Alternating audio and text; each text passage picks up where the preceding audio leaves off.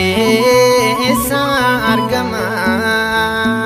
diina qaanessuun maqaa kee waama gooftaa Yesuus ati jireenya koo sitti hirkadhee naaf taate hirkoo kan akka keessa argama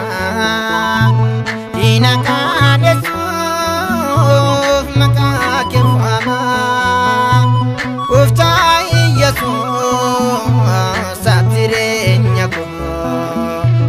sitti hirkadhee naaf taate hirkoo.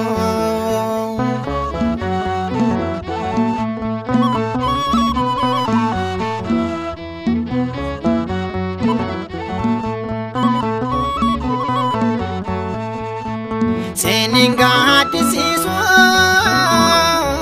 naman kabutede olmaat na folte kofta god agade